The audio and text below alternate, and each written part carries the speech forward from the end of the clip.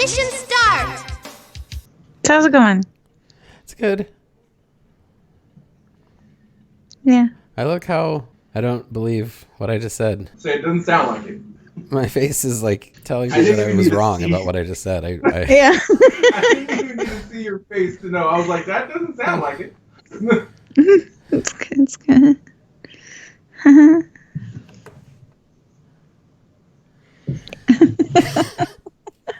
Yeah, I don't feel good, you guys, about anything. So, yeah, okay, so, like, I know DeWine got, like, some praise for being, like, one of the earliest states to shut down, which is awesome. Like, not gonna, like, heap a whole lot of love on my fucking Republican governor, but credit where it's due. He did at least listen to somebody who knows what the fuck they're talking about.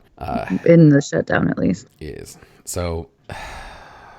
the lockdown. Okay, so they announced it, what still felt to me like at least several weeks too late. Like we really, really could have been a lot more on the ball about all this, but we weren't. And when I say we, I mean the whole goddamn country, but even Ohio, they announced it.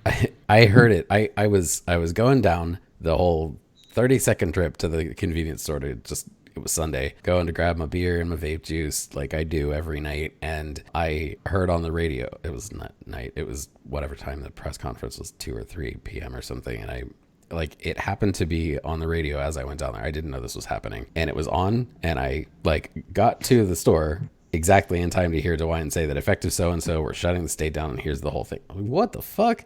So I got in the store, and then I got home, and that was all of, within, 5 minutes, I'm in and out and back home. And I, sat down on my couch after taking my shoes off, and my boss calls me.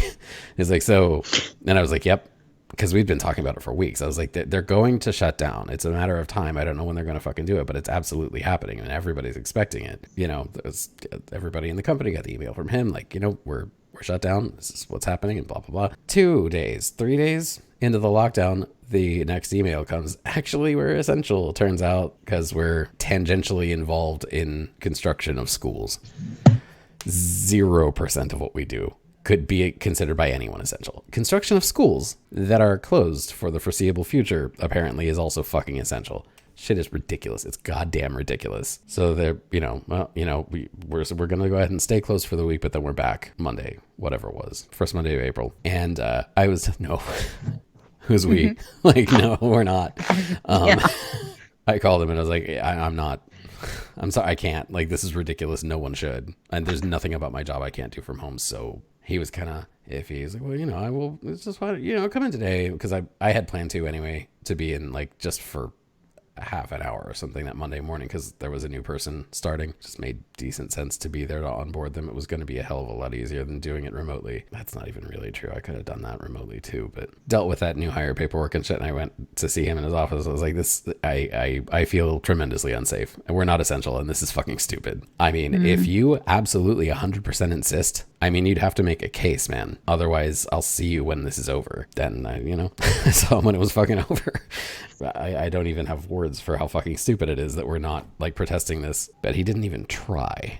And in his position, I would have been on the phone with every single fucking one of my customers that whole week. We knew we were definitely going to be closed. We're not essential, and I'm not risking my fucking people's lives over this. But then beginning of last week, so the 4th, May 4th, was the start date for certain sectors to start reopening. So even if we hadn't been considered essential by some fucking asshole lawyer's definition, we would have been part of the group that started to reopen as of May 4th. Certain other ones started to reopen as of Tuesday, and it's just not fucking time yet. I haven't seen an expert's estimation yet that didn't say if you reopen before such and such a point, you're not even going to have a second wave. It's just going to be a continuation of the first. You're going to see steady declines for a week or two, and then it's just going to climb again because you got everybody just ignoring all the precautions. Now, here's the thing. In the midst of all this, right as it was, because they've been last minute about all this, they really pushed it on May 3rd, the day before the lockdown would have ended. They announced that it was, it wasn't even Sunday, because it was actually supposed to end Friday night, May 1st. So it was that day, it was the 30th or the 1st, they announced they were extending the lockdown to the end of May, but that the reopen plan was still going forward. So I'm like, who the fuck is actually in lockdown now? Everything you said had to close is now responsibly reopened. The month is not even halfway done yet. You're talking about like everything is business as usual, except you still can't sit down in a restaurant and eat. I mean, I'm sure that's actually a pretty decent mitigating factor. That's probably a place, the kind of environment where a lot of people would become exposed otherwise. So like, that's good. Keep that closed. Yeah, definitely. But, like, still, but how everything can else you is open. continue the lockdown while still continuing the reopen? That's Yeah, it's 100% a contradiction. I mean, I'm overlooking things. I'm sure it's still a significant enough portion of population that is staying in lockdown until the end of the month. If we're talking about everything down to like hairdressers and shit, and we are talking about that. They're open now, or they will be Monday or something. I mean, what's closed at that point? The schools still are, which is awesome. Like, and they still have no fucking clue when they're going to reopen. None, which is good. same Like, here. They're stay that still way, talking for about Christ's the potential of having remote learning next year too, at least through the fall. I think that's super fucking indicative, right? Of what the real estimation of the time frame on this thing is. Yeah. They're willing to put us back to work as immediately as possible, but like if they're talking about, and it does sound like a lot of places are making plans in the direction of schools not being open in the fall. So we are looking at this being at least the summer long. Cool. Don't get And me then wrong. the absolutely. resurgence. Yeah. The resurgence that is more than likely going to happen in the fall and winter because of that being the summer for the southern hemisphere. Yes.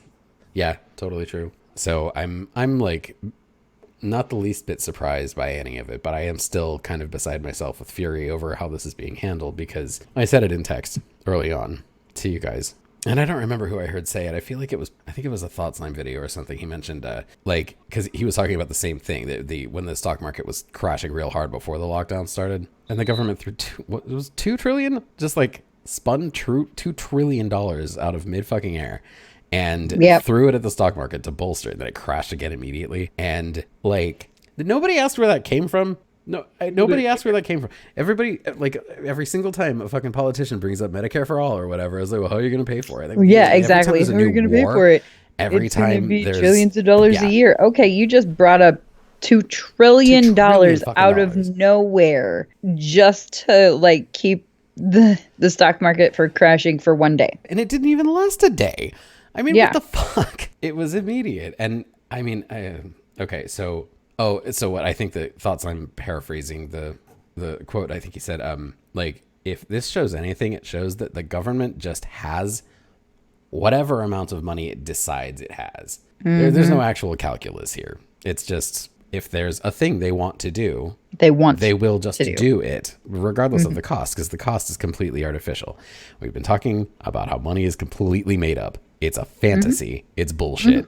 The government proves it all the fucking time, and nobody pays attention. It's just numbers on spreadsheets. There's no actual liquid currency changing hands. And they got rid of the gold standard how long ago? Oh, that was arbitrary too, though. Yeah, like but I mean, I'm just saying that at least that gave people like an idea of, well, something it's tangible equal to this. Yeah, it's something tangible to connect the money to. Yeah, that's a good point. And you're right. There's nothing like that anymore, and there hasn't been for generations. And so, yeah, money is, I mean, and it always has been. I think that this is kind of like the ultimate realization of that. Like the whole of currency is just, it's non-differentiable from monopoly money. In real life, it has precisely the same value, because whoever gets to decide what money's worth is who gets to say how much money they have.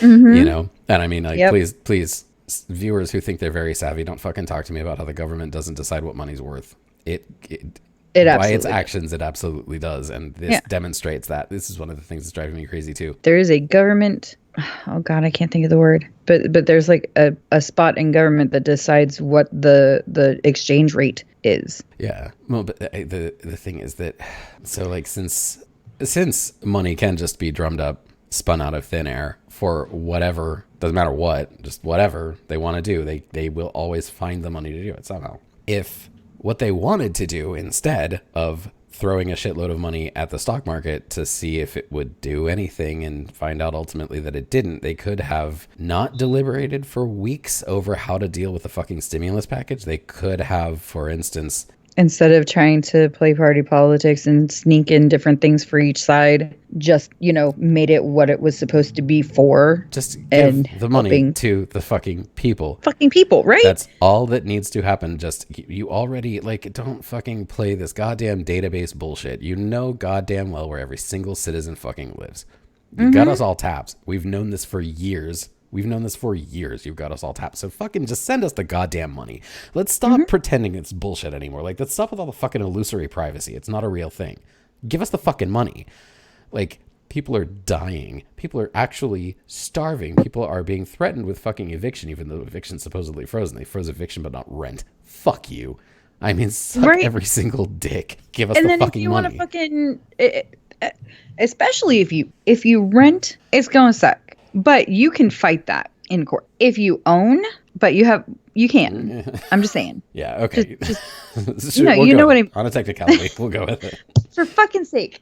No, I'm sorry. I didn't mean to. Please continue. If you can fight that shit, even if not in court, you can the fucking rent strike that happened on the 1st. There are ways to kind of pull your weight if you're a renter. And your landlord tries to pull some shit. If you own, because RJ looked into it with our mortgage, the only option for us, if we can't pay, is deferment. But at the end of the deferment period, we have to pay a lump sum of all of the months we had to defer, or we lose the house. And it's a lot harder to do a mortgage strike than it is to do a rent strike. Yeah, you don't have anybody to stand in solidarity with. If we could get a couple buildings together, they couldn't fucking touch us. Yeah. That's true. You're right. Did you see that video of that New York guy? He was either New York or New Jersey, and he was screaming about that deferment. So. It was hilarious and amazing, and it was on Twitter. I think it was either American guy or sitting in his car. Yeah, I did see that. That guy was fucking hero, man. I loved him. Mm-hmm.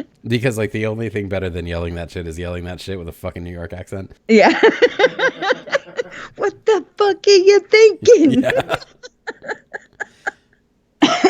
Yeah, so I'm sick to death of all this. I'm absolutely I'm so fucking done. I'm so fed up with all of it. I mean, how many fucking loopholes did how many goddamn people exploit so that they could keep an operation? Which, I mean, I understand certain concerns, obviously. I know that not every last bit of the protests has been astroturfing. A lot of people have been real quick to start yelling about that shit. I get it, because a lot of it actually was funded by the people who want us to go back to work. But there are people involved in that shit who are legitimately, making the whole goddamn thing about rights and freedoms being curtailed absolute horseshit. But people who are like I said, actually dealing with the problems of not being able to afford food and shelter in times when the only thing they associate with being able to obtain those things is having a job that they go work at. Yeah, it shouldn't be all that much surprising that some of those people are going to get a little bit vocal about the fact that they can't go work. And I have nothing but compassion for them, and I absolutely hate that our society in no way prioritizes taking care of those people. That's absolutely fucked. When we have everything we need, we could have weathered this. No problem. Literally everyone could have stayed home. We would have been fine. But then there's the whole goddamn sector of our people and our politics that says that the economy is the thing. It's the economy and the country are synonymous. And without a strong economy, we don't even. What's America? What do we even have? So we got to keep that economy going. The only way we can do that is if we work, because we have to work. And that's how we get money. We get money. We spend money. We have a strong economy. We have a fucking country. How about we try to reprioritize things a little bit? Because if we don't have the people, we don't have a country. We look after them first so that when this is over, they can healthily go back to work. How about that? That's how we maybe keep the economy going. We don't fucking kill everybody who works to maintain it. If you're that worried about the fucking economy, there's ways to keep it going without false fucking narratives. I'm sick to death of it. I actually had some hope, and I think it has accomplished this to a degree, but I had more hope that us all going through all this simultaneously was going to make people start to really think a little bit and go, hold on, maybe the world actually is upside down, because if we did this, this, and this instead of the shit we're actually doing, and we're capable of all of it, we'd achieve the best possible outcome for literally everyone. And that, to be as explicit as possible, going through all this would have more obviously exposed a lot of the contradictions of the system that we've had for so long. And maybe it has, but I haven't really seen the societal reaction that seems to imply that it has yet. Yeah. And that worries me. It just seems like so obvious at this point. Like, no, nobody's really talking about it. Thank you, my love. Except the people who obviously would have been talking about it already, which is to Right. say, like, leftist YouTube. Yeah. They were already on about it, so what fucking difference does that make? Go get a chair. I'm gonna get you. I'm not annoyed at you. I just read a story that was annoying. What was it? So, a driver today in Atlanta, it was actually yesterday, was dropping off appliances in a gated community. He got pinned in by 2 cars. I read about that. I'm so agitated. What is it about the South that makes them think that black and brown lives aren't worth it? Well, I mean, okay, that's a stupid question. I know the answer to that question. But that's why when people talk about the South the way they do, or at least you hear people who aren't from the South talk about the South, there's always such a negative connotation. Yeah. Mm-hmm. I just... Why do you think I argue with you about whether or not where we grew up in West Virginia was the South? I know. And I would I fight am that, not yeah. going to... Yeah. I just... You know how frustrating it is to know that even though I would love to one day take our son to Augusta to be able to go see where they play the Masters, but I'm terrified to do that. I'm sorry, I know this is way out of nowhere from where you guys were talking, but... Dude, I told you I didn't expect tonight to be anything like planned out. But I just... Yeah. Between that and the shooting, and it's hard because you want to believe the best in people. You want to believe that people are, for the most part, good. And for the most part, I do believe that. Especially, even though there's been so much fucked up about what's been going on recently, for the most part, I have seen the good in people. For the most part. But it's those outliers. Personally, I've seen more of I've dealt with more of the negative. Yeah, but you also don't open yourself up to a whole lot of situations to begin with. You know what I mean? Like, we're very confined in what we see. It's very limited because we don't really have a whole lot of social interaction, which is for a lot of different reasons. But I had people calling the day that the governor announced that we were going to start reopening. Not even like, it's not like happening that day. Like, not everything is opening that day. And he even spelled out what is opening when. They called that day. Can we come into the store yet? No. Well, why not? The governor said you're open. No, he didn't. RJ had somebody literally to his face say, the governor said you had to open. No, he didn't. No. Maybe it is that I don't open myself up to enough of the good, but I swear to God, I spend more time searching for it than what actually comes across me in everyday life, so that I know that it's not all bad. That's why I've been addicted to SGN, even though it makes me cry. I think that this comes down to a difference in perspective more than anything else. Like, it's the constant pushing of the myth of personal responsibility. I think how that shapes how we view human behavior. Like, you've got this notion of people being a certain way, right? Like, it's not necessarily about how people are. It's about how they're shaped to be. So the environmental factors that influenced like how they came to see things in general.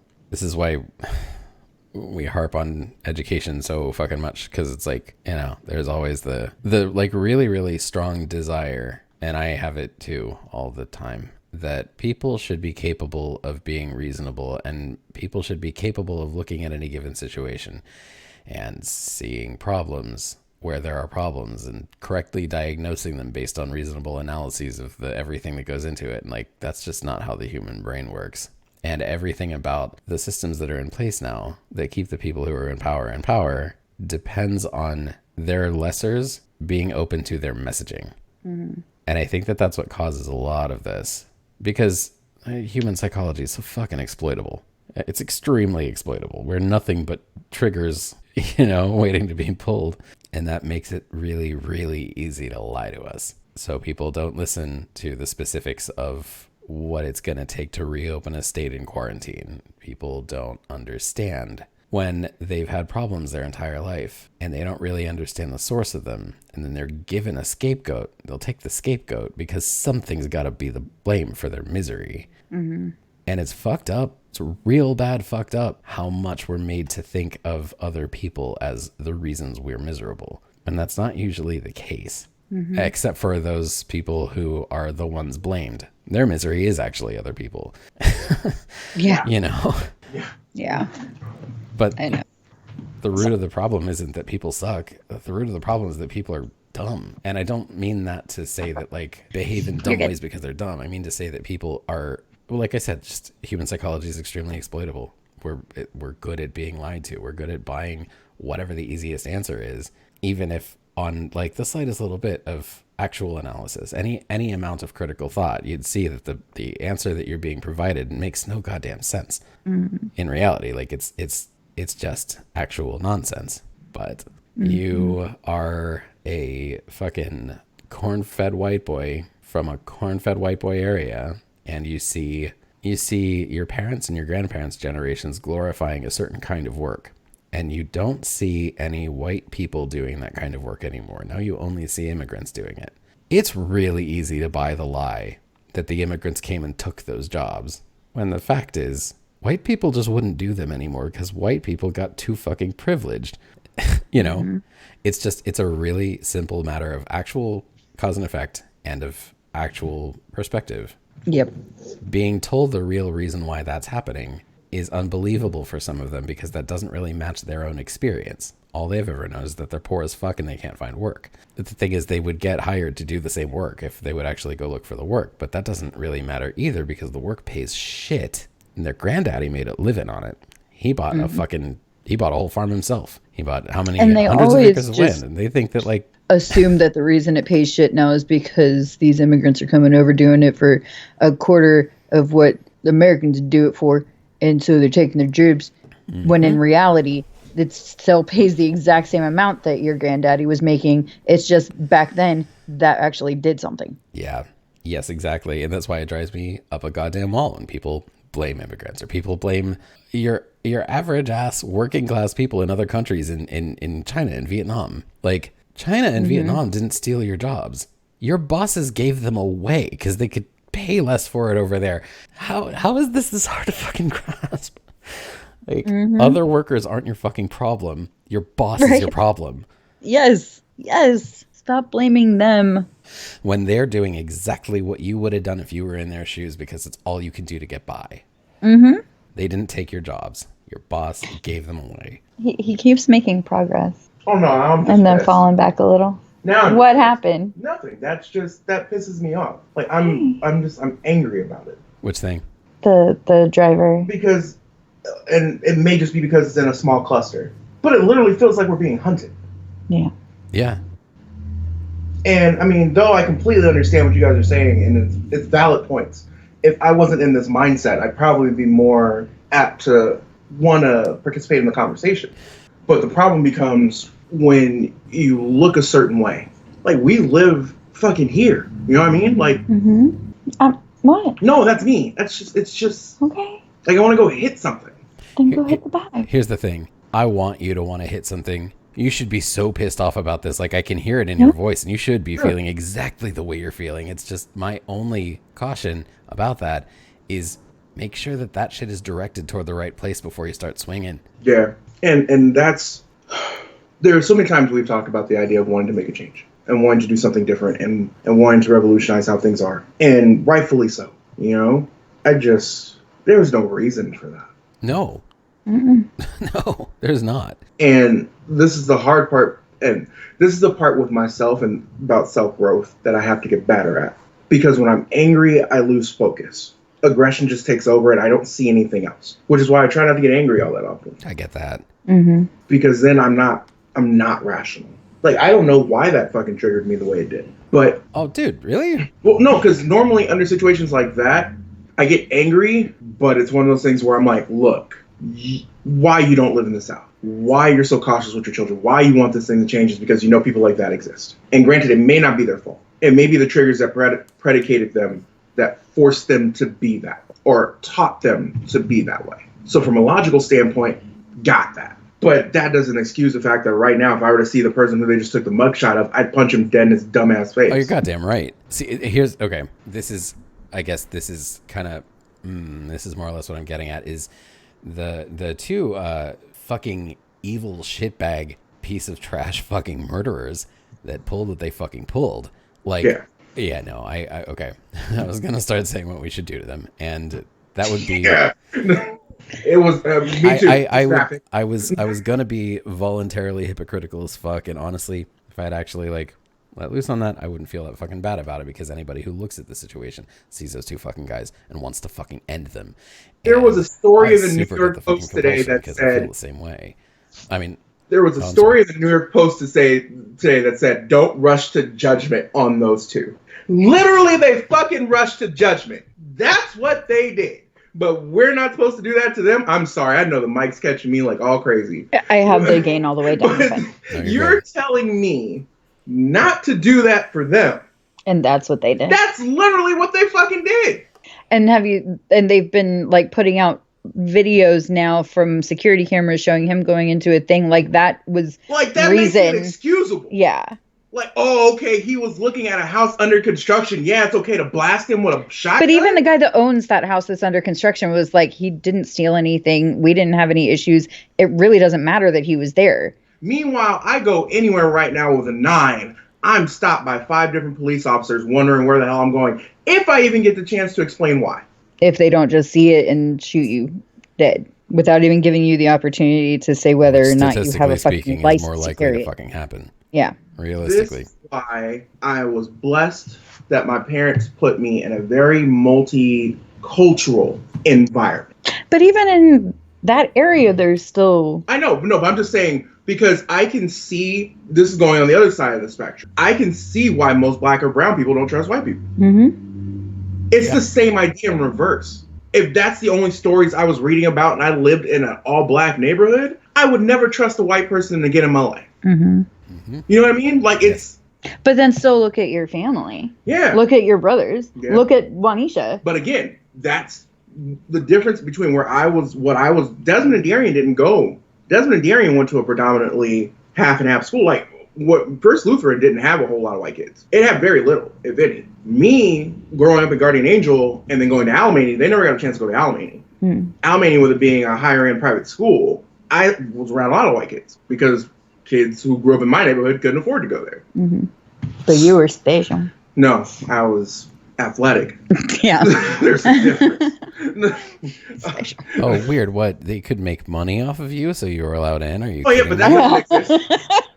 That doesn't exist at all. We didn't recruit at high schools. Or what was that drink that got creatine? Banned like creatine? A year after you graduated? Yeah.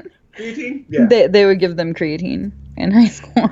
Oh. Yeah. Okay. This is before it became, well, it was always horrible, but it was before it became widespread that, hey, maybe we shouldn't be taking supplements for high school kids. Mm-hmm. But before it was banned. I can see why. Like, I love you more than life itself. I love you too. I know.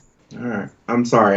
Anytime I feel like I go on a white person rant, dude, I'm looking at you two in the face and I'm like, I love them more than life itself, though. How do you think I feel when I get called racist by a black person coming in that I tell them no, they can't return something? Yeah. And then I'm like, go on a rant about they don't fucking know me.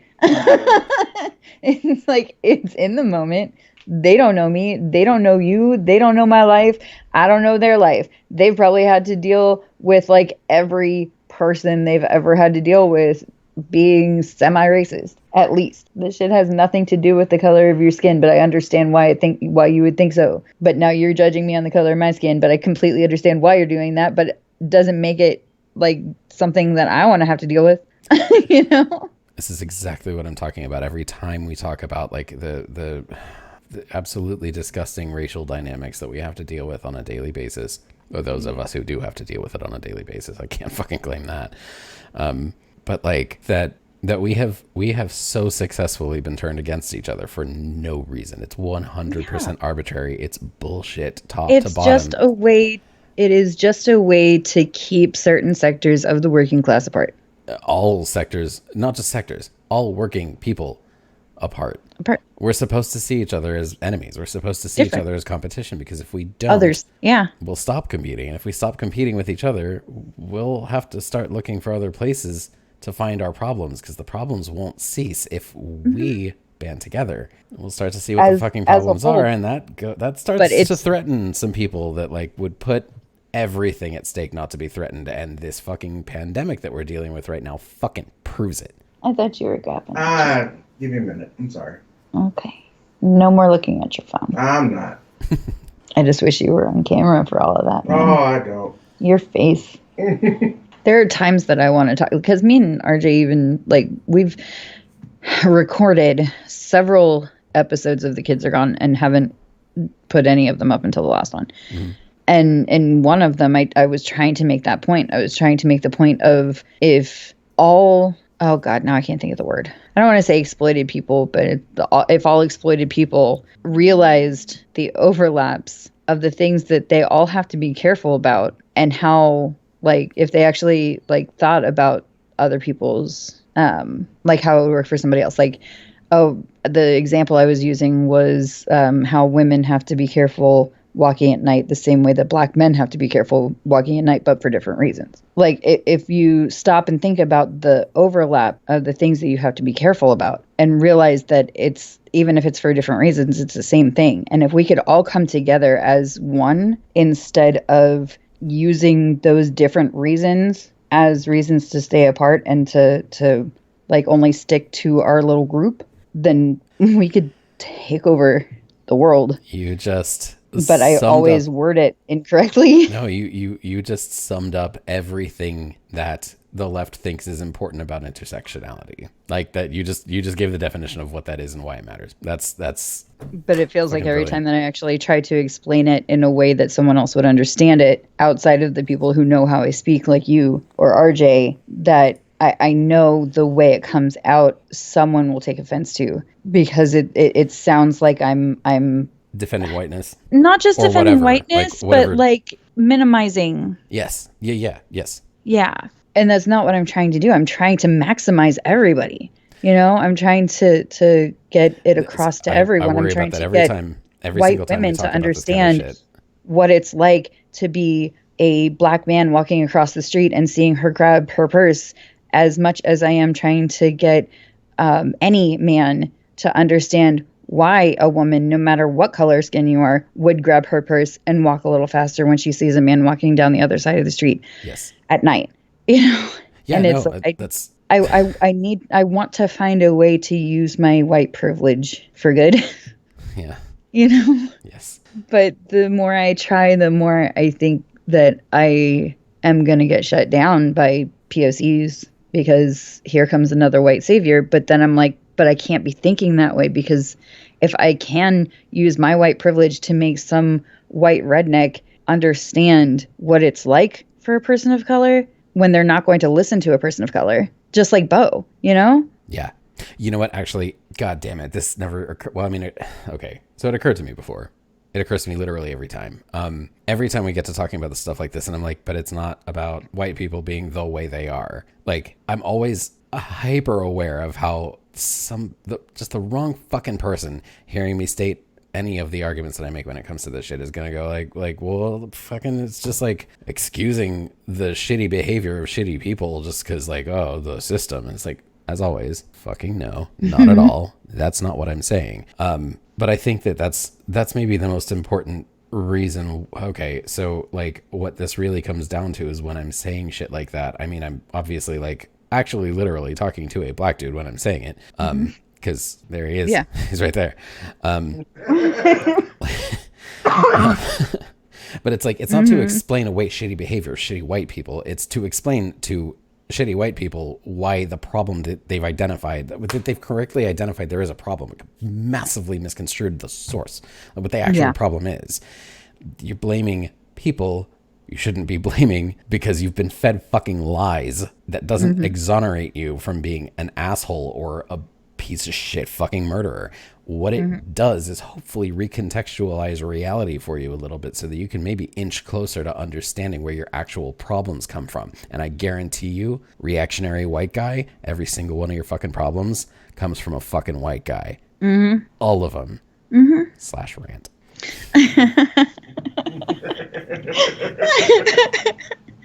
Only difference between you and him is he has money. Get another fucking beer. Okay. All of a sudden it's dark. Why did that happen? I know, right? It was like 5 seconds. And then no more sun. I gotta push this shit harder. I was talking about it a few weeks ago with my friend Katie. She was saying, like, I said I felt so fucking slimy every time I brought up the show, like, to the friends. She was like, we're exactly who you need to be plugging this to, dude. This is how you start. Like, you need to be shilling the shit out of yourself. This is what we're here for. Yeah. And every time I do, like, every single time I talk about the show with somebody new, like, that's a new subscribe, like, immediately, every time. And I feel weird about it. Like, every time I bring it up, it's like, well, did you know, as I'm on YouTube's, if you wanted to, like, get on the YouTube's where I am, you could totally check out me on YouTube, because YouTube. I have a show, by the way. Well, hey, everybody, just in case I'm not attention hungry enough, just so you know, I have a show you could go watch and you could subscribe because it's there. I mean, why wouldn't you? It's there. Like, why do you climb a mountain? Why do you subscribe to your YouTube channel? Same thing. Feels slimy, but it gets us subs every time. Yeah, that's how, because I just went to pick up my stuff that I ordered, and my friend Jordan was the person who helped me, and she was like, are you gonna start vlogging? And I'm like, we already have a channel. And she was like, really? What's it called? And I told her, and she subscribed while I was telling her about it. Nice. And she's like, you guys are so funny, and I can't wait to watch this because this is gonna be amazing because you guys are so funny. And I'm like, yeah, you should see Christopher. He like it's actually funny, the weird difference that it's made, because I remember, I say that it was ages ago, it feels like it was fucking forever ago. When I first created it, I couldn't, like, trying to search our channel name, we were like on like page 3, even though nothing else was called that. There were I think a couple of other channels with the same or similar names, but like, every relevant search result was not relevant. Like, everything that was above us had nothing like our name. And then next to last time, sometime last week, I think I told somebody that there's a world that a lot of new people end up at called Sky Camp in VR chat. It's because there's 4 different worlds linked from the home that you land in when you first start up the VR chat. Sky Camp's one of them. So new people end up there a lot. And it's like, I owe a lot to that fucking campfire. Most of the friends I have now, I either met there or met because of people I met there. So I was hanging out there the other night because no one was on, or all my friends were places I didn't fucking feel like being. And it was another one. I don't even remember who it was. No idea what his name was. Had a pretty good conversation. Chill night, a little bit. Got around to that. And it was probably one of a million people who fucking told me, like, dude, are you on YouTube? Because you should probably YouTube. And I was like, actually. Well, since you brought it up. I mean, while we're on the subject, as a matter of fact, I am. And it's called We Have Some Thoughts. And it's like, oh, okay. So we went and searched it immediately. And I was like, so yeah, you'll need to look. It's the one with the peace sign. And he goes, oh, the red and black and the rose. Are we at the top of that search now? He's like, yeah. We absolutely are. It's pretty cool. Fuck yes. Yes, we are. Yes. If you type in We Have Some Thoughts, we are literally the first thing you see. That's excellent. So that was like a fucking affirming moment for me. He's like, all right, dude, done. Subscribed. Thanks. You're welcome. I don't know what you told you. We're at 20 now. He saw it. I just gotta say, though, like, the strawberry harvest is, like, real. Jesus. That's the job you complained that immigrants took and that you didn't really want. Pluck that all day. Fucking love reaping the benefits of it, though, don't you? Don't you love that exists and you didn't have to work for it? But you're mad that they took your jobs. But you know what? I've got a chance to calm down now for my initial aggressive pattern there. I'm still angry, but I wish there was some way, because I would imagine for most of the people who think like that, if you were to get them in a room and ask them to explain it to you, they couldn't rationally explain it. No, they couldn't. No, they can't. Like, there's no way that you could sit across from me at a table and tell me why you feel the way you do about minorities. They will. I bet they could. I bet they could. But it wouldn't be, I don't think it'd be rational. It wouldn't be rational in the least bit. No. They could explain to you why they don't like them, but when you try to bring it down to something rational, they just bluster and take it back to the irrational. Yeah, no, this is one of the most infuriating things about trying to reason with somebody whose reasons for believing what they believe aren't based on reason to begin with, is they won't stay on topic. They absolutely refuse to, and they're really, really good at deflecting because all of the things that taught them how to believe what they believe also taught them really, really well how not to talk about it. So if you can pin down something that they state, because they'll say stuff like it's fact, and you go, here's a piece of information that controverts what you're presenting as fact. What say you? They won't even respond to what you just said. They immediately move on to the next conversation, the next point. Almost like the next talking point. Yeah, exactly. And then because you're the kind of person who wants to deal with things that exist, you want to deal with like the facts that exist, the true information, whether it supports your position or not, doesn't really matter because it is what it is. Yeah, and it directly contradicts what they have to say. You're so concerned with that, you don't even notice that they changed the subject. And so the next untrue thing they state, you then controvert that. And it just keeps going until eventually it looks like you didn't get anywhere in that conversation. And it makes them look like they're correct. They're keeping you on the defensive, essentially, when they're the ones whose points need defending and they're completely failing to defend them. But they keep presenting you with a new argument. And you didn't really satisfactorily answer their last one, at least not to them, right? I mean, because so they're always on the offensive and you're always on playing defense. And because you're playing defense, and I hate how much stuff I like basically spend all this time fucking parroting everything that appears in Innuendo Studios videos. I do that a lot, but like he's just fucking right about everything all the time. But yeah, I think that's like that's the entire game plan. Like every one of those conversations goes that way, and it's by design. And the problem with that is, well, I mean, it's not a problem for them, but there's a million problems with that. It's just that this particular problem is that they don't even realize they're doing it. And most of the time, you don't realize that you're responding in such a way as that it enables them to keep doing it. Yeah. Which means you're like always in a no-win situation. Even though like anybody who actually gave a fuck about what you were talking about, if they were witnessing that conversation, they would understand that you know what the fuck you're talking about. And then you'd hopefully be the one whose perspective they take away from that conversation. But when you're giving, and this is straight from, I don't even remember what one of the alt-right playbook episodes, but as long as you're always giving a long detailed explanation, they're always giving short, quippy, wrong responses. They look like they're clever because they've got the short, quippy firebacks. You're giving these constant, long, detailed explanations for why they're wrong. Nobody's really latching onto that because it's long and detailed, and that's just like that's hard to internalize all that at once. So you hear their talking point that's just a quick fire thing. That's what sticks with you because it's short enough to stick in your mind. Yeah. It's like a one-liner in a movie. Yeah, it's exactly that. It's an example of the way in which human psychology is infinitely exploitable. It's really easy to get away with that kind of shit because most people aren't equipped with the kind of knowledge in the moment to intuitively recognize that what they're saying is incorrect. They might even nag at them that it's incorrect, but they may not be able to quite pinpoint why, because that actually does take some thought. Like I was saying earlier, with the reasons people demonize other people because of things that like it looks really, really obvious to a poor white kid that the brown guy working in the field took his job when it's just not fucking true. Like it's 100% untrue, but from his perspective with what very limited information he has, when that's presented to him as a reason for why he's poor, he's gonna buy it immediately because what he needs is a solution to his problem, not a long fucking cultural critique and analysis by somebody who's studied this shit for 30 years. Yeah. You know? Yeah. I just need to know that the guy that's been the 30-year analysis is the thing that actually leads to the fucking solution. But that doesn't sound as immediately viable to the person who's currently dealing with the poverty. And that's a big part of our problem, I think. God, you just described the conversation we just had with our oldest. That in the microcosm is exactly the same thing. Even though I felt like the information I was given was factual, he looked at me like I was just the devil because he couldn't get the immediate satisfaction of getting what he wanted. You mean when he was going for thirds? No, when the cake part. Oh my God, they're like children. We all are, is the thing.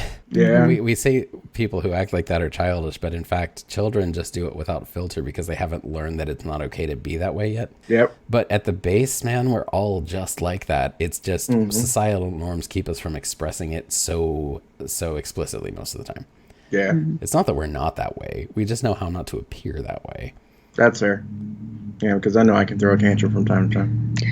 There's a hissy. Everybody. I was saying, there's a hissy in here. Oh my God. There is a hissy. And what's worse, oh my God, my life is a microcosm of this in itself. Mm-hmm. When you get so fed up with them that you do it back because that's the only way they'll listen to you, they turn around and call you or call you childish. Yep. Mm-hmm. And it's super fucking effective. Mm-hmm. Because there's because no way then you if can you escape turn it that around and say, situation no, looking you like are not being a hypocrite. or childish, and then it's like, no, this is just the only way I can get you to fucking listen to me, then they're like, I don't know why you just fly off the handle like that. Yep. Wow. Shit. Now we're understanding rhetoric. I will be conscious of that next time I throw a hissy fit with you, I promise. Oh, no, it wasn't you. Okay. No, I was just thinking about that just in general. Just in life. No, because see, that's the thing. That's one of the things that's important about us and what we're doing here, even with the very long break, is that it's good, I think, when we do lose our shit from time to time. I think that needs to be normalized. Yeah. I think that one of the things that I'm realizing very recently, I mean, like the last couple of days, this has dawned on me. Somebody said, this was such an amazing confluence of stuff. I happened to read an article from 2015, I think, from CrimeThink, entitled "Your Politics Are Boring as Fuck." And CrimeThink is an anarchist like web zine, and they're kind of one of the bigger voices in as close as we've got to leftist media. And this whole article was about like how not effective it is that, especially on the left in general, but especially online, we spend a lot of time talking theory and being very academic about stuff and not very much what's wrong? Everything okay? Yeah, I was waiting for you to finish because I was just gonna. Is it Crimeth Inc? Yeah, basically, yeah. Okay, I just wanted to make sure I was finding the right thing because I wanted to tag it. Yes, read the article. It's good.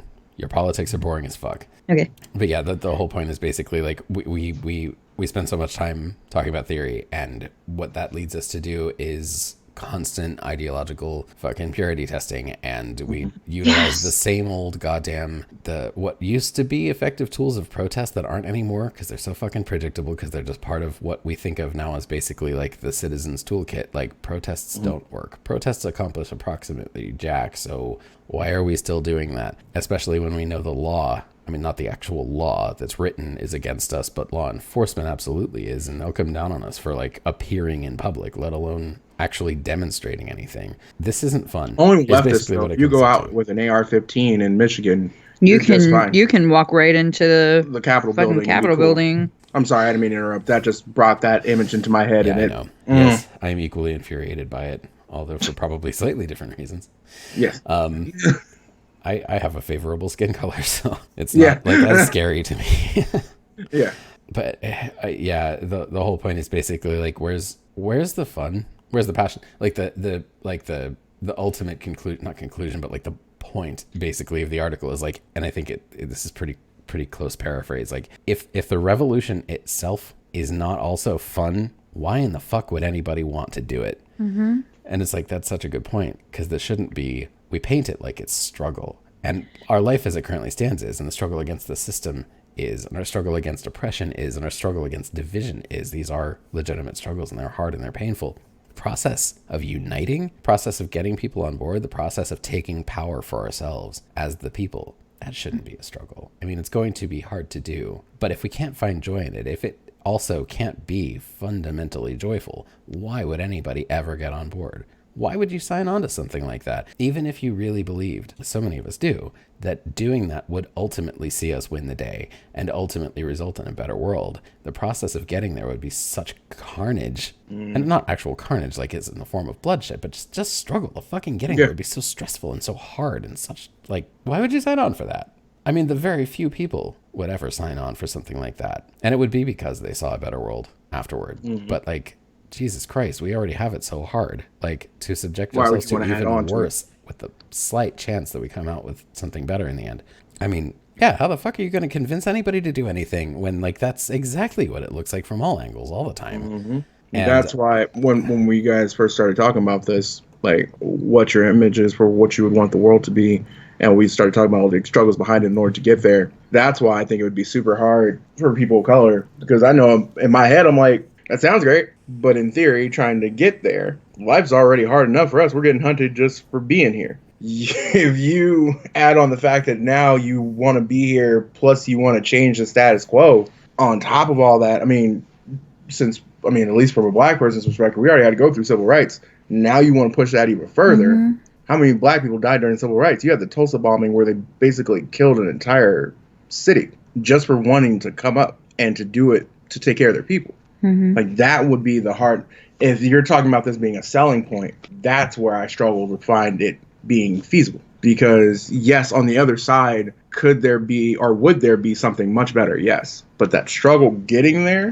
And then you hear it from both sides, like, well, during the civil rights movement, they actually marched and people were out there and they didn't care if they might get killed. They were out there fighting for everybody. So basically they're calling our generation lazy as fuck because we won't get out there. But then you can't get out there because it gets put after down. The civil rights movement, they put so many things in place to where you're going to get arrested as soon as you hold up a picket sign for the right, like... I mean, you had the Million Man. Let's be clear about that, though. That's not new. I mean, no, like, but you know what I mean. I know what you mean, but I also want to make it clear that that's something that the left in general has been fighting against for centuries. If you don't know what the Haymarket Affair is off the top of your head, Google that and find out why American Labor Day is different from the entire rest of the world's Labor Day. Yeah.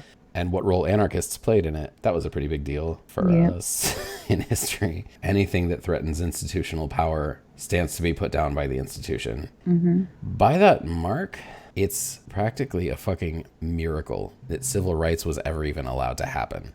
Yep.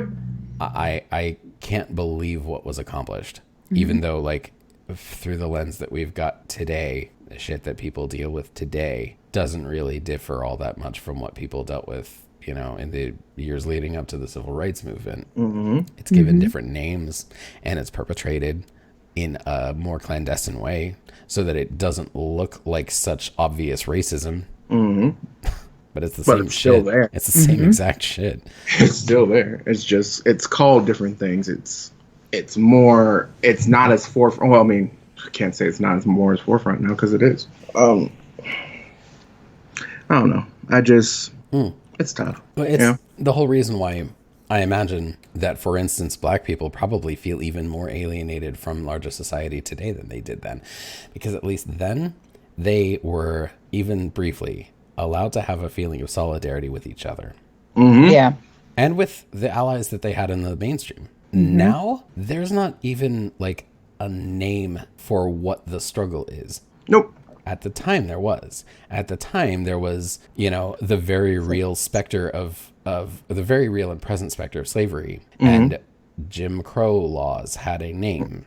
People were able to call it segregation. You can't call it segregation anymore because it isn't explicitly segregation. When at the time, that was just, like, part of the agenda. That just it was what it was. People meant to be segregationist, and they said so out loud. Like, politicians ran on it. Yeah, they did. But now it's not. There wasn't. Yeah, like, it's not political. It's not legal segregation. It is cultural segregation. So they make it out to be, well, it's your choice that you stay separate. Well, they make it so that if there is any perceived separation, nobody can be blamed for it because under law, that separation is no longer acceptable. So because that separation is no longer acceptable under the law, the kind of discrimination that results from it is no longer acceptable under the law, which means that the people who perpetrate the very real segregation and discrimination, as long as they can maintain the appearance of being law-abiding, can't be blamed for segregation and discrimination because that's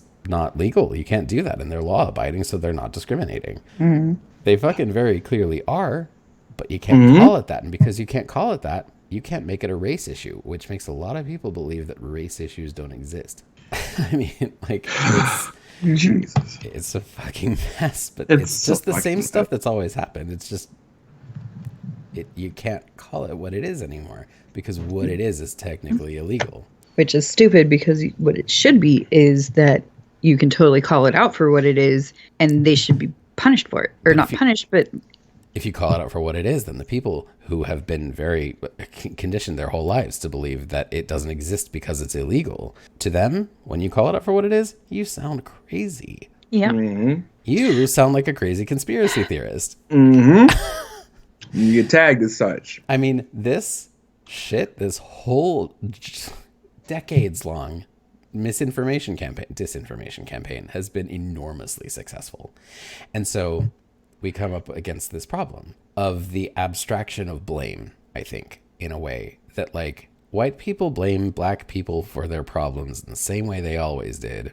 And as a result of that, because that causes behavioral changes, that causes differences, that causes changes to how that causes the consequence, right, of how you treat people. And because that happens, you, the white guy, have effectively demonized the black guy, as a result of which you fucking murder him. As a result of which the local black population, and now in this age of light speed transmission of information from one brain to another, the whole nation now sees these two guys. And they don't just see these two guys. They see all of whiteness as being responsible for the death of this one guy.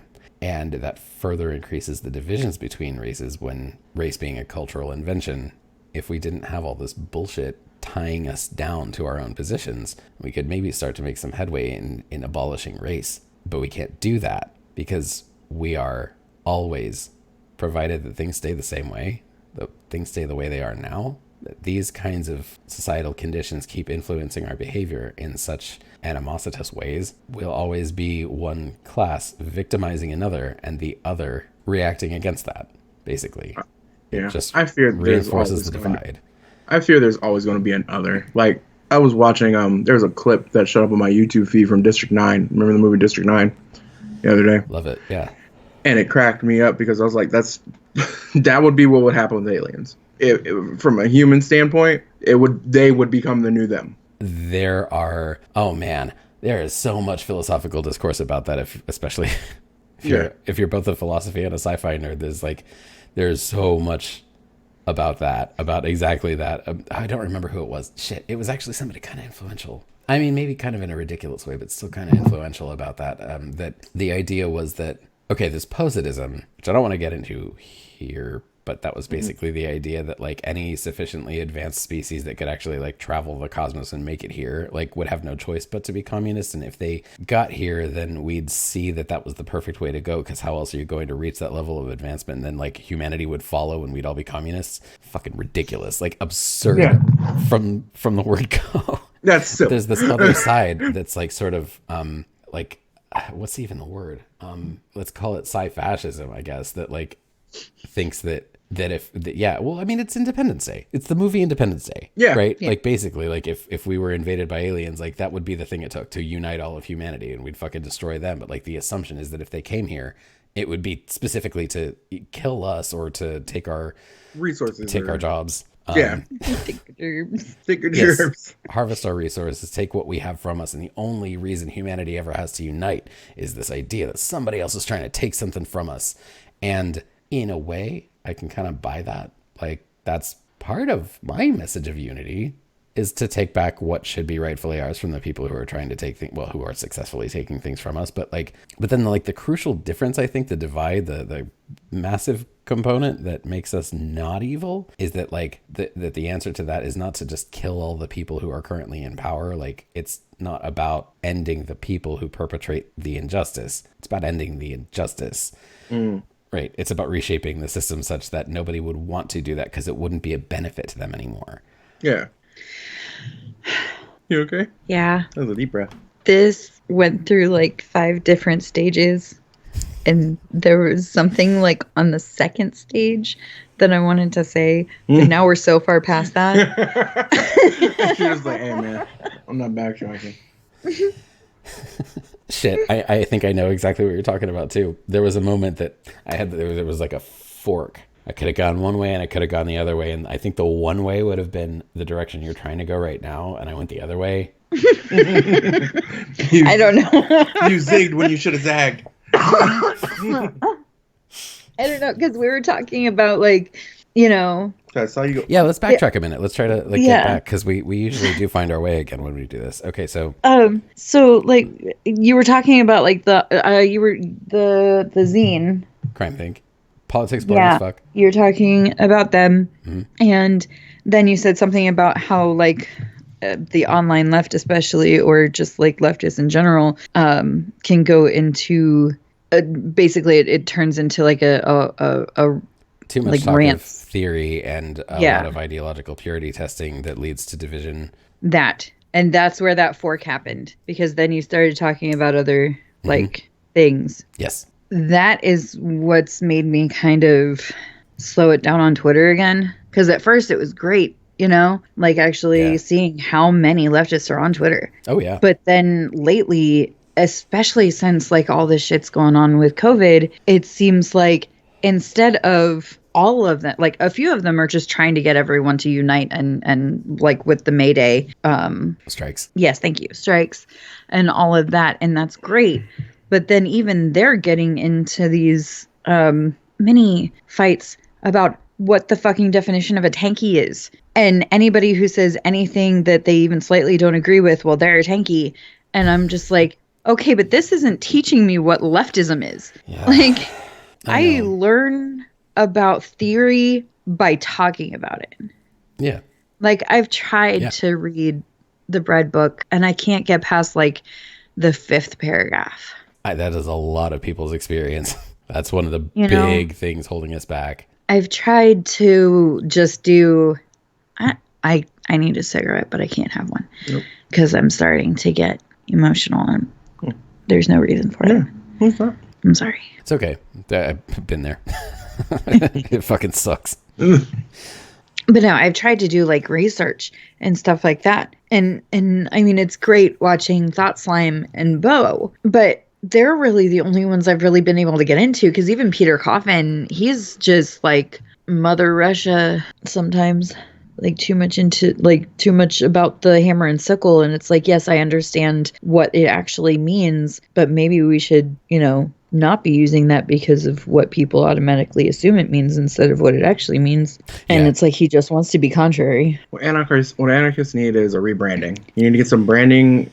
What we need is better words that aren't already fucking poisoned. Yeah. We need entirely new symbols. We need layman's terms. Well, simple.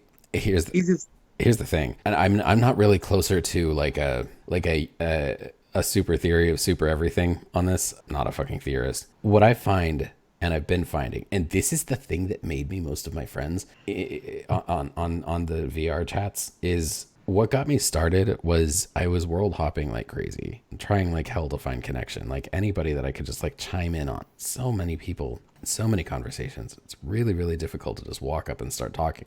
Sometimes I'm in the right frame of mind. When I am, that usually makes me friends too. In real life, most of the friends I've ever made have been because I yelled at strangers, and then we found out we were awesome. So we like hung out more. That's been my favorite way to make friends, is usually I just overhear a conversation like, wait a minute, hold on. People take kind of well to that if you present yourself in like in the right way. People are usually like really ready to vibe with that kind of shit. In VR chat, what I found was when I was able to find people who were interested in talking, the conversation almost always goes in this direction. And if you can, and what I did do was to espouse what are at the end of the day pretty extremist, pretty radical libertarian socialist views on stuff. And when you can talk about that stuff without ever using any of the associated labels, if you can basically talk politics without using any political language, everyone agrees with you. All of the time. I mean, not all the time. There are people who you could talk about that shit and they'd push back because they would understand what you're doing. There are those people. Yeah. But the ones that aren't like super clued in, which is the majority of people, are on board almost immediately. And I mean, the number of times I've heard people say, shit, I never thought about it that way. is like. But that's what I'm saying. Is it's like either like the most vocal ones are the ones that consistently use the terminology. Like even if they don't say communist or don't say anarchist or don't say like those words, they'll still use proletariat. Yeah. And it's like I was saying, I'm the kind of person when it comes to theory like this, like anarchism, like whatever, when it comes to this kind of stuff, I learn better by doing and conversing. You know, I can't, if I just keep hearing the same things over and over again, that's not teaching me anything. So I try to get into these conversations with people on Twitter, or I try to find videos about it, but it's still all the same things except for, I can't stop saying it, Thought Slime and Bo the Fifth Column. Because they're the only ones who actually make any sense to me, you know? Well, like, see, that's why their reach is so huge. That's why Bo has blown the fuck up just in the last year. Like, he is, I mean, God, how did I first encountered him on, somebody posted something on Reddit, but it wasn't even in a leftist sub. It was some conspiracy theorist nonsense about, like, his past and shit. Like deliberately misconstruing some of the shit that he's done. And saying that he was convicted of trafficking. Yeah, human trafficking. Yeah. He's like, no, I was convicted of like, what? No, it's stupid. Convicted alien smuggler. Yeah. Yeah, but that got me, that's how I found him. And I watched the video that was posted and I'm like, tell me more. Like I don't know what it was. I don't even remember. I mean, it was a video from a year or more ago. Yeah. And I was like, there's more to this guy. There's definitely more to this guy. Like this everything. Cause I saw the screenshot in the post was like this clearly extremely like stereotypical looking redneck dude. And I'm like, but as soon as I heard him start talking and he gets through the whole video, I'm like, we are suspiciously aligned, sir. Watch more of his videos and I was like, oh, I know what this guy's fucking about. And I'm 100% on board. I love him.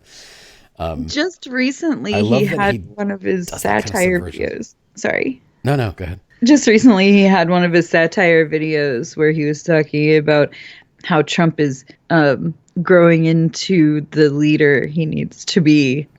And then, you know, doing his boat-like stuff. But it was the first satire video he had done in like months because of COVID. And talking about that, and I guess he had thousands of new subscribers that had never seen one of his satire videos. They didn't go back and watch any of his shit, and they went off on him.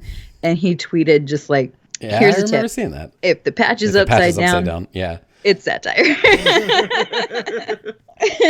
Oh shoot! But yeah, I love. Fuck. I keep forgetting to comment about that. He had that thing to comment if you had a project. And I completely forgot. Oh yeah. God, that also feels like ages ago. Yeah. It was like 2 weeks ago, wasn't it? Yeah. No, another one of his. It was I think was it 100,000 subscribers Q&A he was talking about. I think I probably read the quote on the show one time. The teenagers in leather jackets with spiky hair throwing rocks at cops, about why he doesn't use the word or really much of any of the like the academician language. And I think that's really fucking smart and clearly in his case super fucking effective. But I can attest on a much smaller scale, it's true. People absolutely, these ideas resonate hard. Everybody agrees. Everyone does. You just can't couch it in the kind of language that either alienates them because they're unfamiliar with it or causes them to feel dissonance because of the cultural associations they already have, because of the education they had, because of the news they've seen, because of what they know of how these things have classically been viewed in America's past, especially since the end of World War II.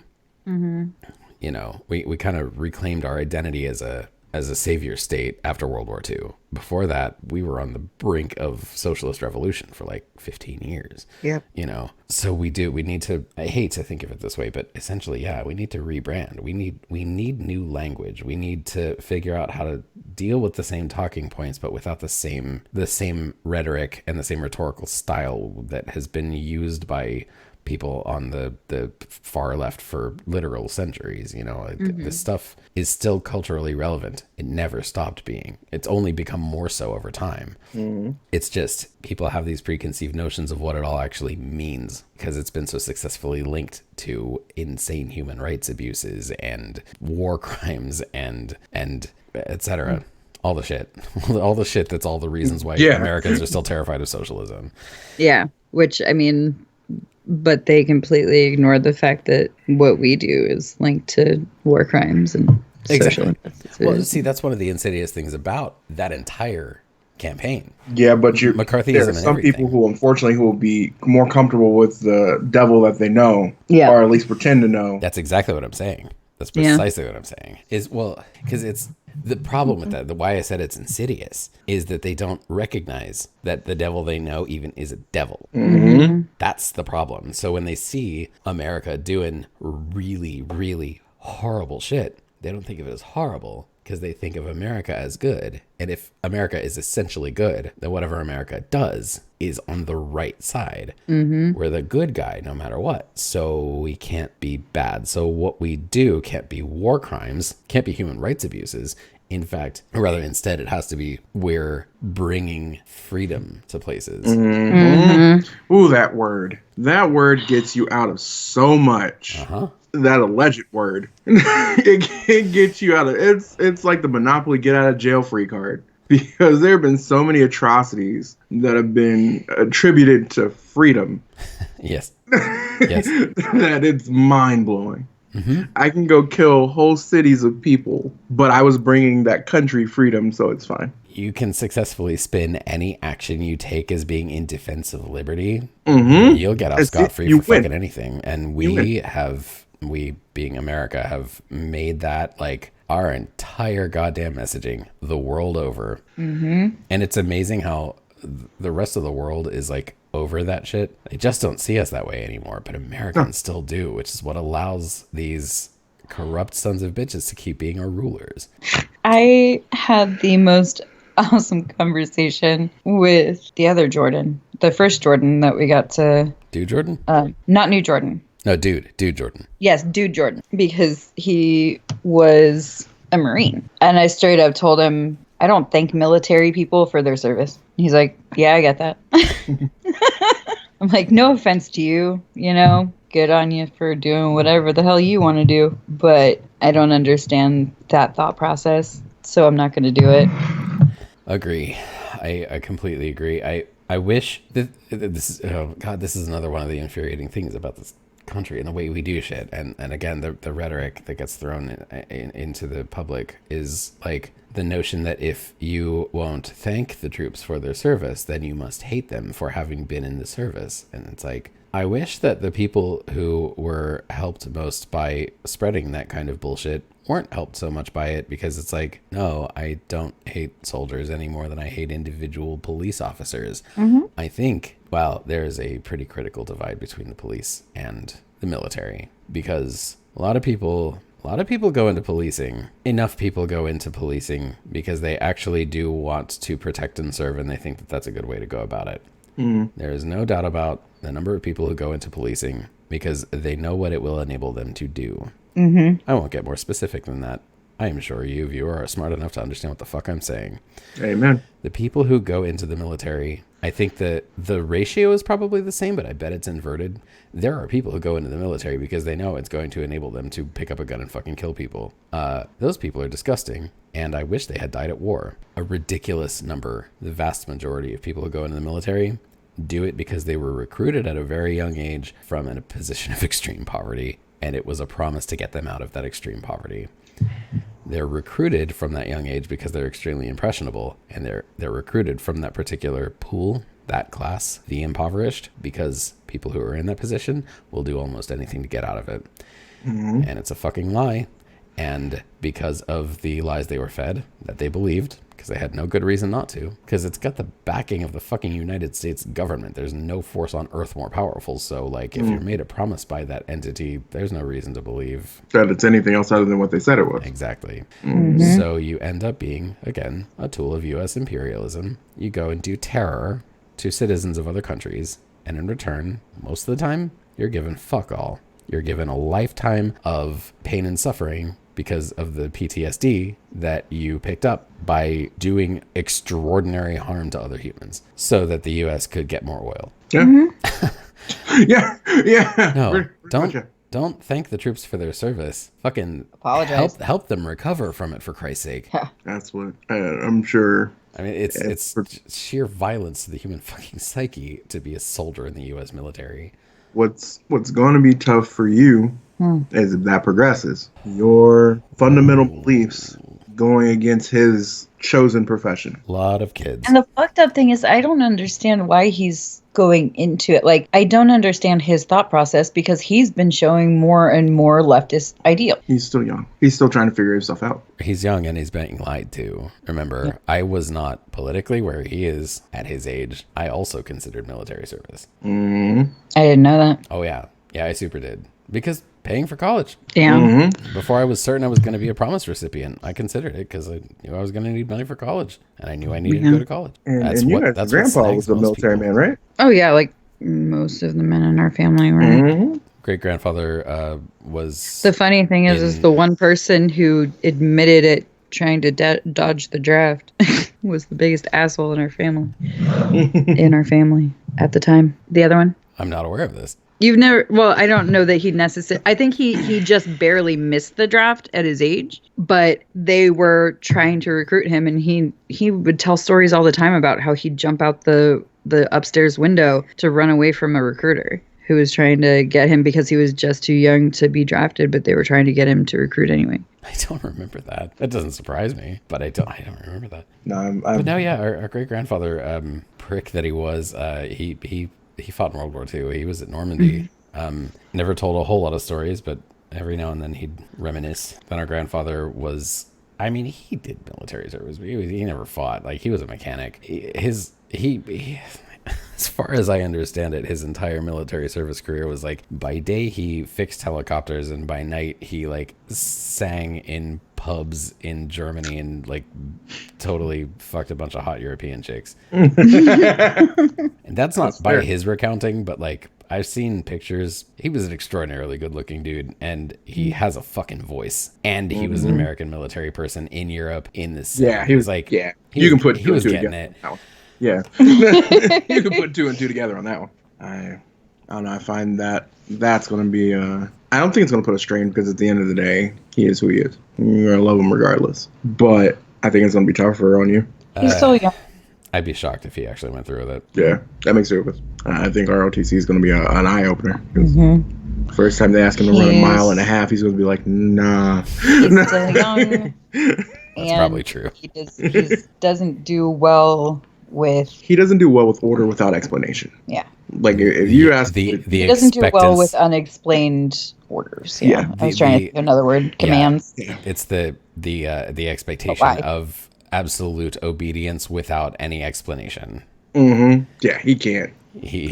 He bucks against that just the same way I always have. And you too, Amanda. Like, we've never been ones to like, just because I said so has never once been a satisfactory explanation for why I do anything. And that's what it kills me, because like we'll be out like visiting his family or whatever, and we'll tell one of the kids to do something, and they'll be like, well, can I just finish this first, or how come, or why can't the other one do it? I'll be like, I'll explain to them my thought process of wanting them to do it, you know?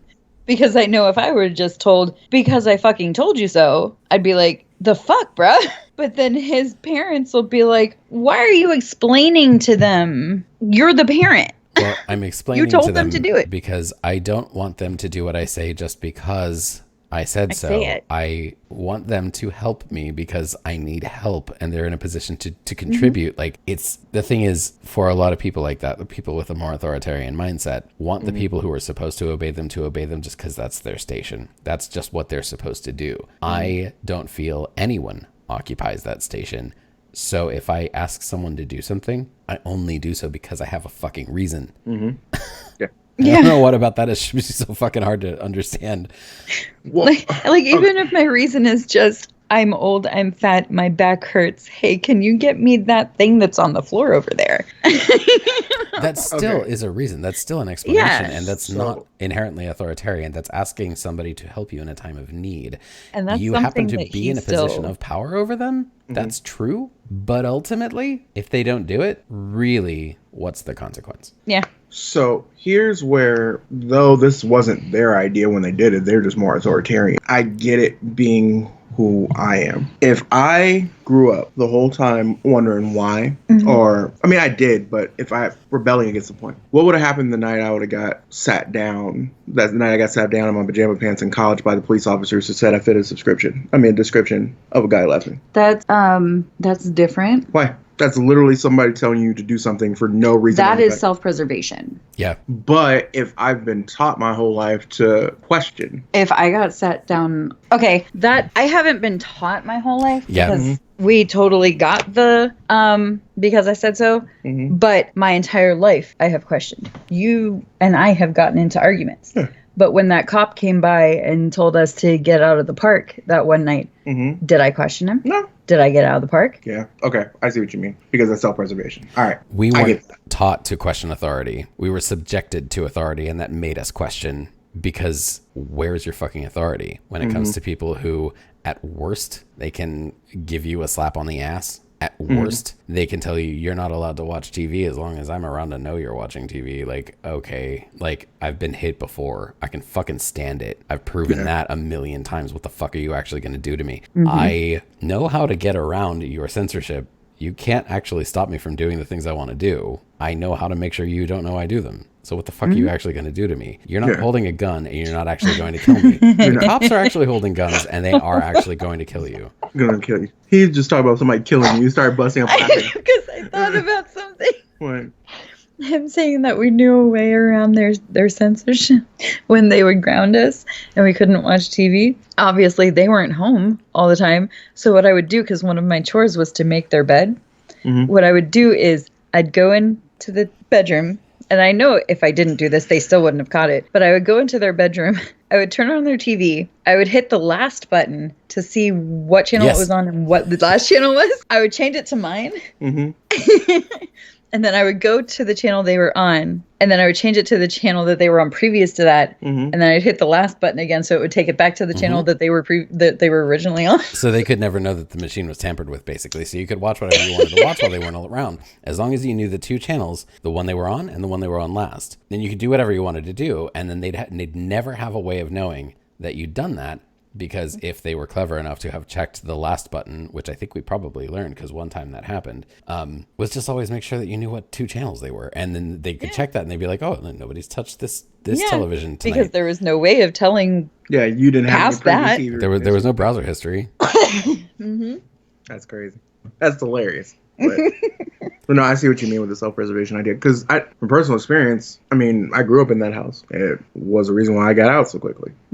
But I know from my end, when I left that house and why I love how we parent, is because when I got out of that house, nobody could tell me anything. Like, I did anything I wanted to do whenever I wanted to do it. Probably more so, probably worse than probably I should have. Just because I finally, like a dog who's been locked inside for their whole life, and all of a sudden you let them out into a park. So that's exactly how I felt my first day of college. Like, I'm out here. It's exactly the same. Like, what? So with us, what I love the most about us is that we give them that freedom. They do have that, but there's a responsibility that comes with it. There is you have to know, like, for example, he can stay up till 2 if he wants to. You got to get up at 9, Slick. You got to deal with your own consequences of your actions, regardless of whatever you choose to do. Well, see, that's going beyond responsible parenting, I think. Because, man, how many fucking, what's even the word? I was going to say puritanical, but that's wrong.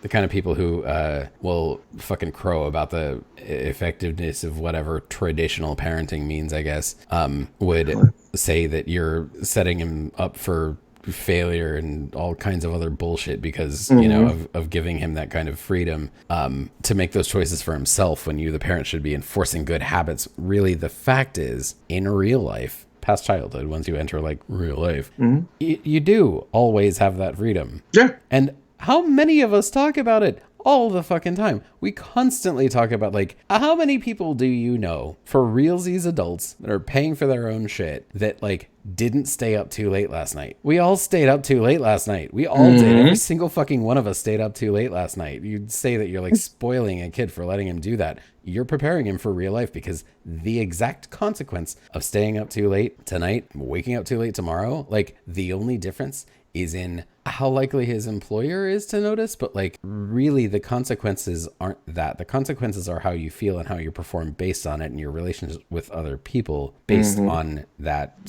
physical / mental state that you're in. You're going to be punished in a really similar way if you fuck that up, whether or not income is part of the equation. So you're going to be faced with the same kind of choices, and you're going to be faced with the same kind of consequences, really. The worst part of it, you're having to face off against the same kind of decisions an adult in real life would have to make. Imagine using this as a practice run, because, I mean, at the end of it, there's no real consequence if he wakes up at 8 tomorrow and then dozes back off. No harm, no foul, because luckily our youngest is self-sustaining. As long as he gets him, as long as Lucas gets little dude like cereal. That's it. I got everything else. You go and other than that, he will wake you up to get him whatever he wants. Like, I want some milk. I want some milk. Not shy. Right in your face. But that's what I appreciate very much about you, is that you opened my eyes to the idea of that's how, because I didn't know how he used to fight me on that. Like, Sissy would ask, like, I would tell her something was going to happen at a certain time or whatever. Well, but why? And then I would explain to her why, and then he would pipe in, Sissy, I don't have to tell you why. Like, just know this is what's going to happen. I didn't really yell. You yell more than I do. That was her face. Well, that's because Sissy was terrified of me. Now she's not. For the only reason she was terrified of me, too, is because I'm bigger than both of her parents combined. If you guys stood on each other's shoulders, I'm taller than both of you. You wouldn't yell, but your voice would raise in an excited manner. It would get aggressive. But that's... Well, see, the thing is, I mean, that makes perfect sense.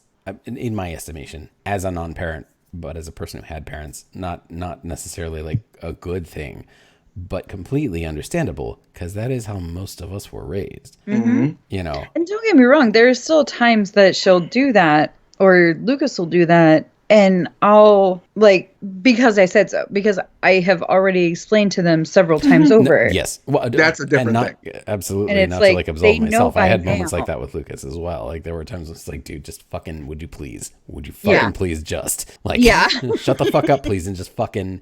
Please. But there's a difference between that. When you make a decision, or when we ask them to do something that needs it, it's fair. If we give them something to do or ask them to do something, and it should be implied why I'm asking you to do this, and then they still fight it or that's a ask why. Yeah. That, and it's like, we have done this so much that it's like, I don't ask you to do something unless there's a reason for it. So why are you asking me why with this particular thing? Because it's immediate. Yeah, that's what I mean. Yeah. I don't. I'm just saying. I got you, dude. Silly. All right, you guys, it's past your bedtime. It is past my bedtime. I can't believe I'm the one doing this time, but... I know, right? All right. It's only 9 minutes past my bedtime. Well, yeah, but like 9 minutes turns into 2 hours so fucking... No, exactly. I know. I was saying, because he was like, oh, geez, yeah, it is. It's only, like, it's freaking midnight. It's not, oh, Jesus, yeah, it is. It's just, yeah, it's past my bedtime. It's only 9 minutes, bro. You're like, I'm young-ish. Weren't we just talking about staying up too late last night? So true. All right, so hey, well, this is actually a first in a long time, and not just because we haven't recorded in a long time, but because we never get to an outro, finish a show. But goddamn, we did it, y'all. We did it. We made it. Whole episode, a whole ass, nearly 3 hours of recording. Most of it was pretty good. Again, sorry about my outburst. Don't be sorry. That was a fucking worthwhile outburst. You should have it. Absolutely was. But thank you so much for watching. I slip back into the same voice every time. Let's keep going with thank you so much for watching. With the hearts that Amanda's doing that Wait, you know what? Fuck it. I hate this. Seriously, thanks for sticking around. We love having you guys with us. I'm gonna try to. Jesus, I just now realized for the first time ever that I do that every time, and I actually hate it. That doesn't sound like me at all. Your outro voice, you know what? It's become such a part of the show. I'll be mad if you don't keep it. Like, you have an outro voice, and I love it. Sorry. It's okay. We might need to talk about me keeping it. I don't think I should. That's fair. I respect it. Anyway, do the liking, do the subscribing, and I can't not do it. Mm-hmm. Check us out on Patreon because, I'm telling you, it's part of the. So I think what he's trying to say is, please like, subscribe, share this shit, comment, whatever. Calls to action. We love you. Comment in the comments. Yeah, give us comments. We don't get enough comments. I don't know. We may be inviting disaster here. YouTube comments are notoriously YouTube comments. Oh my god. Honestly, I'm fine without them all. Love us in the comments. That's what I like to say. Oh yeah. Respectfully dispute us in the comments. We will engage meaningfully, I promise. I have a feeling this is going to be another one that gets cut and he's just going to... No, we're going to keep it. I'm going to keep most of this. I actually love it. Anyway, good night, everybody. We love you to death, as always. Till I feel hesitant about saying next week, only because we haven't been consistent, and that's mostly my fault. But god damn it. Till next time. Next week? Till next time. Next week. I'd love next week.